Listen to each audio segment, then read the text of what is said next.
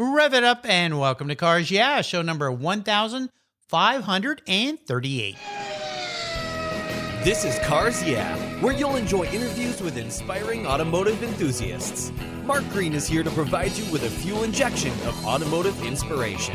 So get in, sit down, buckle up, and get ready for a wild ride here on Cars Yeah. Hello, automotive enthusiasts, and welcome to Cars Yeah. I'm very revved up and excited to talk with you today with a very special guest, Sam Schwartz. He's calling in from New York. Sam Schwartz is the CEO of Sam Schwartz Transportation Consultants. It's a firm that specializes in transportation planning and engineering. He also writes a column on traffic for the New York Daily News. Previously, Sam was the New York City Traffic Commissioner and was the chief engineer of the New York City Department of Transportation. I cannot imagine the work involved there. He started with transportation career in the late 60s as a New York City cabbie. Who's better to evolve into knowing about traffic than a New York City cabbie? And joined the traffic department as a junior engineer way back in 1971.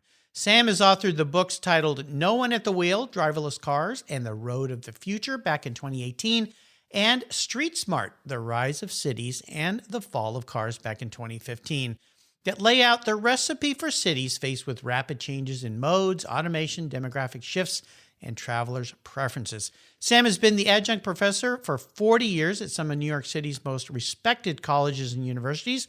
They include Cooper Union, Long Island University, Hunter College, and Brooklyn College. I'm excited to come back and talk with Sam, but first we're going to say thank you to our sponsors that make this show possible, and we will be right back. Do you know the best way to protect your special vehicle, both the inside and the outside, is with a car cover? I've been using Covercraft car covers since 1975. That's right, back when I was in high school. I've been around a long time. It's a fast, easy, and inexpensive way to keep your vehicle looking brand new. And they have manufactured premium quality exterior and interior covers here in the United States with a reputation for durability and design for a very long time. They're the world's largest manufacturer of custom patterned vehicle covers, and they're crafted to fit tens of thousands of patterns, and that's growing. You can choose from a dozen fabric options and accessories, all designed and carefully sewn for your special vehicle. I protected my rides with their covers for over 40 years, and you know what? You should too. And I've got a deal for you. Right now, you can get 10% off your order using a special Cars Yeah code. The code is YEAH120. Use that code when you check out, and you get 10% off your order. What a deal. That's at covercraft.com. Be sure to use the code YEAH120 at checkout for your 10% off. That's covercraft.com. My favorite collector car magazine is Keith Martin's Sports Car Market. I've been a subscriber for decades. Sports Car Market is the Wall Street Journal for enthusiasts and collectors. It's your monthly must-read whether you dream of owning a collector car or if you have 200 in your garage. Sports Car Market has been around for 31 years, and it's filled with valuable articles, intelligent write-ups, and the latest auction sales. Go to sportscarmarket.com and subscribe today. Plus, you'll get an exclusive SCM guide to restoration shops included for free. And I've got a couple very cool offers. One is if you go and subscribe to their digital subscription, you're going to get 50% off using the code Cars Yeah. That's right, 50% off their digital subscription. But wait, that's not all. If you go and subscribe and get their print magazine and use the code BSH, you get $10 off. That's right, $10 off. Why BSH? Well, that's the Buy, Sell, Hold podcast that I do every Tuesday with Keith Martin. You'll find it here on the Cars Yeah website or using your mobile device with any mobile device podcast app, or you can find it at sportscarmarket.com. That's Buy, Sell, Hold, the essence of collecting. Hey, Sam, welcome to Cars Yeah. Are you buckled up and ready for a fun ride? Mark, I've been buckled up since 1966. I put buckles in my 1960 Chevy Impala. I was one of the first to put a seatbelt in. Well, smart man that you are. That's very cool. Way back to 1966. Yeah, in fact, I had an old 66 G2 350 Shelby Mustang, and it didn't have back seat buckles, and my kids were little, or buckles, yes, seat belts, I should say, with buckles in the back. So I installed those so that I could give my kids ride around. So you'd be proud of me for that. We're going to have some fun talking about this incredible life you have. And God, there's so much to cover. We could probably do 10 shows here about what's changed in traffic and now with Ubers, autonomous cars. I mean, all these crazy things that are happening. But before we start, I would love for you to share one little thing about Sam Schwartz that most people don't know. Okay. I'm a lover of parks. I can spend hours and hours and even days just wandering around parks. People think I'm always around cars and always around traffic and transportation, but I really like the silence or the silence of birds and the movement of trees in parks. Of course, you lived in a city that had one of the best parks on the planet, Central Park there, which is what a wonderful idea those original planners had to put that there. I mean, who'd have thought if they hadn't done that, it'd just be more buildings and more streets and everything. What a nice respite from the city life. I think that's fantastic, and it's really kind of interesting given the career that you've had working with traffic and moving people and cars and trucks and vehicles and all that. Let's start with a mantra or a quote, some kind of success quote that has meaning for you, Sam. Nice way to get the inspirational tires turning a little bit here on Cars Yeah, so I'll let you take the wheel. Sure. I was a teenager when John F. Kennedy became president. And at that time, he asked us all, ask not what your country can do for you, ask what you could do for your country. And I always took that to mean public service. And when I finally did get a job, I spent 20 years in public service. And to this day, I think it's the noblest profession. And I think in these days, when we see what our public servants are doing during the COVID-19 virus, how they're out there every single day and putting their own lives at risk. And they do that all the time. And when I worked for the city, I reported during every emergency and was out there and felt that kind of obligation. So I respect our emergency responders. I respect all of our government employees, all the people that are serving us day in and day out. Yeah, you strike a really important chord, especially today with what we are dealing with right now. People that go out and put their life on the line, and now we see people literally putting their life on the line where they could become ill and could take a very bad turn for the worse. But you strike something important here, and I usually we won't go down a political road here because I kind of stay out of those. This is Cars Yeah, but what John F. Kennedy said back then, which it seems like nowadays we've taken a complete flip-flop. It's like so many people expect our government and those around us to do things for us versus we do things for them. And right now we're all being asked to stay inside and don't go out if you can't and be careful. And you still see people that just are ignoring all of this.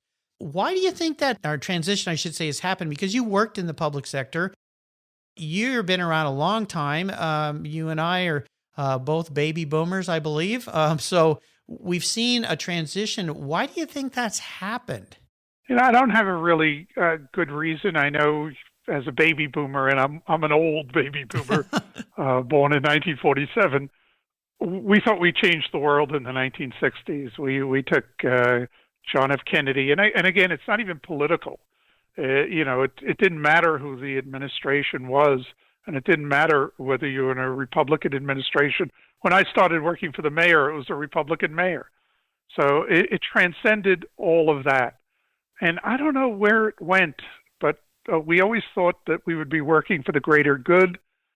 And then at some point, there were some turns, maybe some things of the financial crisis in the 70s and in the 80s that just took some of the puff out of that balloon that maybe we naively believed would always carry us upward and to better places. Yeah, exactly. Well, maybe though, when we get through this crisis we're in now, and I believe we will, it will help people see things in a different light. Maybe people will think more about preparing themselves and taking care of themselves, being a little more self-sufficient, not so reliant on the government to come in and rescue them, because now we're seeing today that, man, you might not be rescued. There might be too much to handle there, but also just helping our fellow citizens. And we're seeing a lot of that happening now, which brings a smile on my face. The elderly people that really need help right now to protect them so that they get through all of this. But it was a great quote, and it really needs to be brought back. That's for sure. Well, let's get back to cars a little bit and talk about your business and your career. I'd love for you to share more about your business, how it relates to transportation, the automotive industry. I have a little bit of a in-house passion for this because my wife was a civil engineer for 11 years before she decided to stay home and raise our children. So she taught me a lot about designing streets and sewer systems and plot maps and planning environmental areas for housing tracts. So I love that whole thing. My dad was an architect, so they always used to banter back and forth, and you'll like this very much, Sam. My wife used to say to my dad, "Oh, you architects, you're the guys with the rubber rulers." I think you know what she means. Yeah. So let's talk about your business. I'd love for you to share a lot more about it. Sure, but I'd like to. My business really has its basis in the years that I spent working for the city. Mm-hmm. And I learned a lot. I learned a lot about traffic. It was in 1971. I did get my start. There was a whole realization that was slowly coming around that we couldn't just keep building highways and think we would solve our problems, mm-hmm. that there had to be a more balanced kind of transportation system. Then through the late 70s, the city went broke. And the infrastructure began failing. So I got a very quick lesson in bridges. While I had a little bit of structures in college, I wasn't a structural engineer, yet bridges were collapsing around me. So I very quickly learned that. So in 1990, a new mayor came in, and despite my belief that I was indispensable to the city, the new mayor thought otherwise. Mm-hmm. And I began working for another consultant, and then 5 years later started my own business, Sam Schwartz Engineering. By the way, when I left the city, I started writing the column for the New York Daily News called Gridlock Sam. And the reason I'm called Gridlock Sam is I released the word gridlock to the public lexicon in 1980 on the third day of a transit strike. Wow. And I was the chief architect, although I'm an engineer and I understand all of that, but the chief architect of the city's transportation response plan to the strike. Mm-hmm. So I started writing a column for the New York Daily News, and now it's 30 years later. Wow. I'm still writing that column. Incredible. Incredible. And I haven't counted, like you, I haven't counted how many columns I've written, but it's got to be in the thousands at this point. I would think so, yeah. And what I did when I started the company, it was really almost an extension of my government service because I knew how the government worked and I learned so much. I got a $1 million education from the city of New York in traffic engineering and transit and structural engineering and bridges and how streets work. And I began to offer that. And it was just me. My son was home. He didn't even start college. He was going to Syracuse. He was about to be a freshman, so maybe it's a crazy time to start a business. But soon it went from, I was teaching at Cooper Union at the time, so it was me, my son, and then I had a few students as interns. Soon it went from one person to 5 people, and it kept growing. And we started to work on infrastructure projects, first around the city of New York. And as time went on, the company got bigger. 9/11 happened, which we were right in the middle of it. I lived across the street from the World Trade Center, and we were called in almost immediately to restore transportation services. So we lived with that for a while. Just about the time of the recession, I decided to go national because we were beginning to get requests to work in other jurisdictions. And today, in my businesses, which include a couple of businesses offering transportation services, we're about 200 people. Wow. And we are on the West Coast, in the Bay Area. We work in Seattle. We work in Los Angeles, in Chicago, in Tampa, in D.C., in New Jersey, of course, New York, White Plains, and a number of other places. And we've done some international work as well. And the kind of work that we do is, part of it is for government. We will have government say, can you help us with our road system? Can you help us develop a long-range transportation plan? Can you help us with rail? and we get pulled in on some of the most complex jobs. I wish we'd get the easy jobs, but well, we get the tough ones. anybody could do those, Sam. I know. I would just like to sit back, but I don't know if your listeners would know anything about what's called the BQE triple cantilever, but it's a roadway built in Brooklyn Heights with the most beautiful view of the waterfront from a promenade that sits atop it. But it's exactly what it sounds like. It's 4 levels of roadway, and including the promenade, one on top of each other, built by Robert Moses 70 years ago, and it's falling apart. Yeah. And so how do you rebuild that and not overload the community and destroy a community? Yeah, we've been given, the tough airports, for LaGuardia on the East Coast, which I'm sure some of your listeners have heard about. It's been called the third world airport by our leading politicians. We're now working at LAX on the West Coast as well. So they're having huge tough times as they rebuild their airports. From the World Trade Center to a roadway across the river from Detroit. We built a roadway, the Windsor-Essex Parkway, which we called Green Links at the time, or we conceived the design for it, using Central Park as an example. You mentioned Central Park, and what I was eager to somehow work it into the conversation once you mentioned it is to tell you that the first person that thought of solving an intersection problem of traffic meeting other traffic at an intersection through grade separation, elevating one above the other, was Frederick Law Olmsted doing it in the 1860s in Central Park.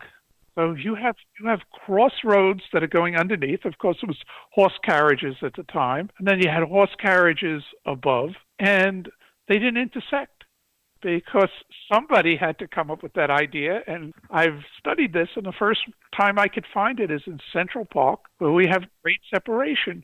So I've always been an admirer of Frederick Law Olmsted, and Central Park, of course, is his best known. I grew up in Brooklyn, and I spent a lot of time in what I consider his greatest gem, but that's a Brooklynite talking, Prospect Park.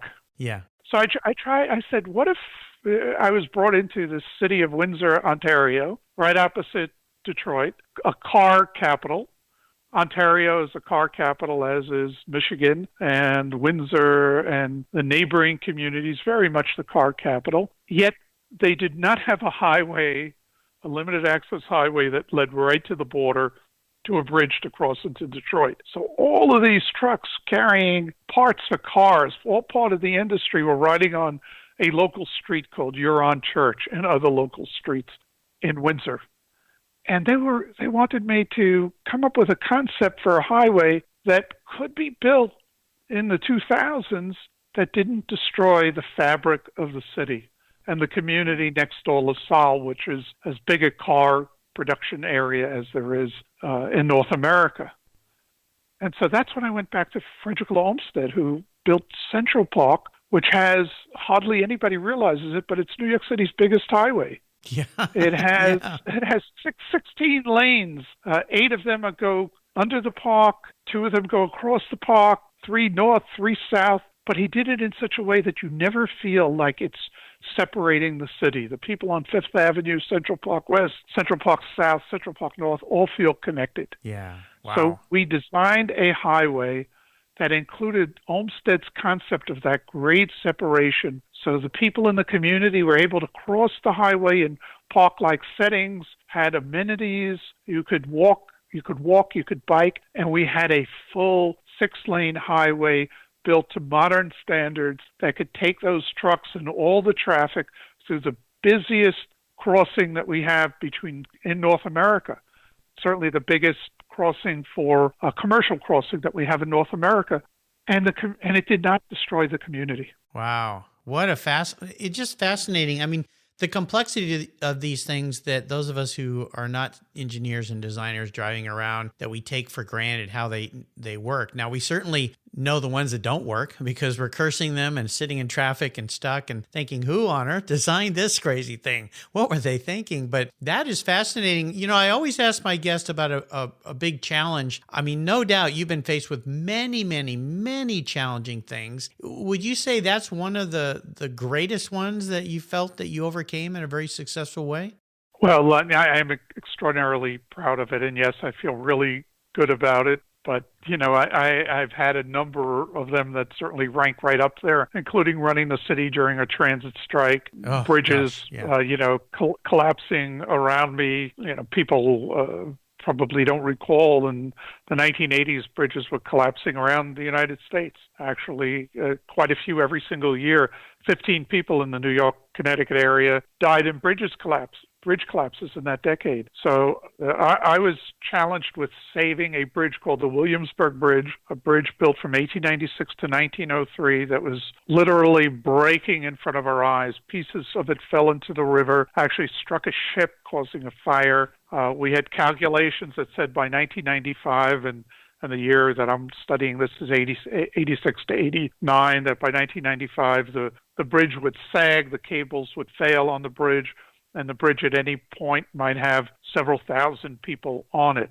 Wow. And oh my gosh. The city, as I said before, had no money, and the federal government didn't want to give the city money because it was an old bridge. And they said, hey, why give you $250 million when you could build a new bridge for that amount of money, which wasn't true, but that was the challenge that they gave us. And they said, just build a new bridge. Take the communities of Williamsburg and Brooklyn and the Lower East Side of Manhattan, which are blighted communities, those are their words, and, they're not worth anything. Well, anyone who has been to Williamsburg, Brooklyn knows it's now the epicenter, the model for millennial living. Yes.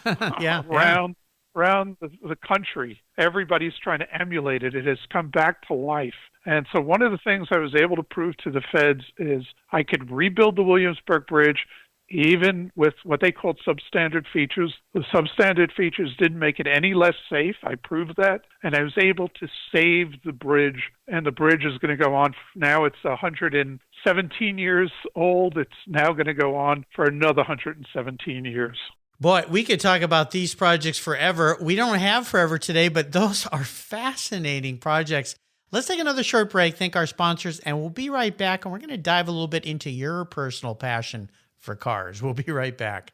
If you're listening to Cars Yeah, you've probably spent some time working on your favorite ride. But how confident are you working on your finances? You may be able to rebuild a fuel injection system, but can you decipher the details of a mutual fund? If you're like me, investments, insurance, annuities, budgeting, and other financial concepts may seem a bit daunting, but what if I told you there's a book that describes these subjects and more in an easy-to-read and a very humorous way? My friend Chris Kimball, CFP, a longtime sponsor and past guest here on Cars Yeah, has written that book, and it's titled The Saga of Ike and Penny, a couple's humorous journey through the confusing world of finance. It's a fun look at things you need to know, everything from investing to effective ways to get rid of credit card debt, and it's probably the only book on finance with a VMAX on the front cover and a classic Mini Cooper on the back. The book's available at Amazon for just $10, and this book will dramatically improve the direction of your financial future. I gave copies to each of my children. All securities are through Money Concepts Capital Corp. Christopher Kimball Financial Services is not affiliated with Money Concepts Capital Corp. Get your copy, The Saga of Ike and Penny, today.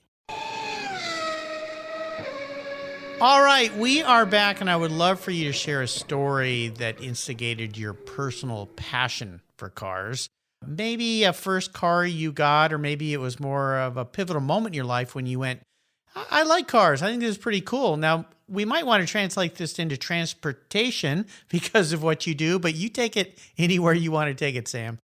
Sure. I as I said, I was born in 1947.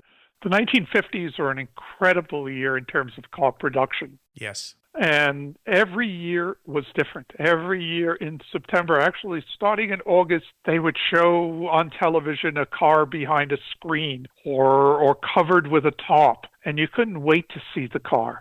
And every kid on my block in Brooklyn knew the cars, could tell every single car, a 54 from a 55 or a 56, a Chevy Impala from a Malibu, whatever was the car. And we all took pride in knowing about cars. So I loved that particular decade of cars when the General Motors fins began to grow out until the point that it looked like a Chevy would fly, began looking like a plane. Yep. That was the car I wanted. So when I was 18 years old, 1966, got my driver's license. I had saved up $450 from tips from being a delivery boy in my father's grocery store, a little tiny grocery store in Brooklyn. I bought a 1960 Chevy Impala. Nice. With those big, flat fins. Oh, yeah. That almost looked like you would go airborne. And sitting in it for the first time, I thought I was the coolest guy around. I thought the chicks would just come running to me. I had a lot to learn about chicks. Yeah, you know what? We all did, Sam, back then. Me included. Absolutely. The Impala was a fantastic car because they kind of had taken the vertical fins and laid them down flat at that point in time, which I always found fascinating. And that beautiful roof line with the kind of wraparound windshield, the bubble top, if you will, design. So, yeah, and then that rocket kind of shape, as I recall, going down the side to the back of the fenders. I mean, what a wonderful car. Very, very cool. Well, how about if you woke up tomorrow, Sam, and you were a car, you actually manifest as a vehicle, what would Sam Schwartz be? Oh, well, I'd probably be automated. Okay, here we go. Okay, and I would probably still have the shape of that Impala. Okay. I still love it. And I would be electric. I'd be very clean in terms of energy. I'd be incredibly efficient, and I would be the safest car that you could imagine. My windows, the fenestration would be amazing. And the Impala did have a lot of that, but there would just be a continuous wraparound, windows. Yeah, very futuristic. Very, very light. And then when the weather was perfect, boy, I'd be a convertible. This is a pretty cool answer, and it's a very unique answer to this question because most people pick an actual vehicle, but you've picked a lot of concepts around where vehicles are going, but you've added that wonderful historic touch with the Impala, which I think is cool. But I'm not surprised by your answer, giving what you've worked in and how to move people and vehicles in a way that's efficient and smart. And definitely, oh my gosh, things are changing rapidly. So nice answer to that, my friend. That was a great answer. All right, we're going to do what I call kind of a lightning round, a last lap here. I'm going to toss off some questions to you, get some really quick answers from you from that automated Impala electric safe bubble top, can be a convertible vehicle that you are. So here we go. Would you share one of your personal habits you believe has contributed to your successes in your career and your life over the years? I've always remained athletic, and that meant I was always going outdoors. And I think that has had a big effect on how I view streets. I played in the streets of Brooklyn, and that affects how I design streets. How about if I could arrange for you to have a drink or a meal with anyone in the automotive industry, either living or deceased? Who would that individual be? I like Bill Ford. He's a car maker and an environmentalist simultaneously. So I'd love to sit down with him. That'd be very cool. How about automotive advice that someone else has given you? Can you share a great bit of wisdom? He said, if you're ever going to stall out, do it at top of the hill. And then you coast down and the car will start up again. There you go. That's very smart. Yeah, wait till you're at the top of the hill. Absolutely. How about a resource? There are so many wonderful resources for us these days. Is there one in particular that's a go-to for you? I still read books. And there's a book by Peter Norton called Fighting Traffic. And it's about the period from 1900 to 1930 and how we made so many mistakes. And that's why so many people in cars are suffering today. We made so many mistakes in which we thought we can just put everybody in a car, just widen roads, and the end result is people are moving at 5-10 miles an hour. That's not what the cars were built for. That's horse and buggy speed. Yes. So, Fighting Traffic tells the story when we made the mistake, the turning point. And my new book, No One at the Wheel, says, let's not repeat those mistakes going forward. No one at the wheel. All right. Very cool. Well, I appreciate that. That sounds fascinating. I think I could talk to you. I got to get you back on the show sometime, Sam, because I'd love to talk to you about a lot of different aspects of traffic and moving and all those kinds of things. I think we could have another fun talk. We got to get you back on the show here. I'll remind our listeners that you can find everything Sam has shared on his Cars Yeah show notes page. Just type Sam Schwartz into the search bar and this page will pop right up. All right, Sam, here's a fun thought. Today I'm going to buy you any cool collector car on the planet. Doesn't matter what it is or where it is. I'm going to park it in your garage, but there are some rules to my game since I'm writing the check here. Just like working for bureaucratic cities, you can't just do whatever you want. You got to abide by some of the rules from which the money is coming. You can't sell it to buy a bunch of other toys with. You have to drive it. No garage queens allowed around here. But it's the only one very cool collector car that you can have. So what can I buy you? A girlfriend of mine way back when had a 1966 Mustang, a yellow Mustang. That's what I'd want to have in my garage. All right. Now, is this going to be a convertible or a hardtop or a fastback? A fastback. Yeah. And it would go fast. Yeah, it would go fast. Yeah. I had a 66 GT350 Shelby Mustang that was just a wonderful car, beautiful to look at, and was exactly the same kind of car you're talking about. It just kind of looked fast. Yeah, I remember there was a lady up the street that had a yellow one when I was a kid.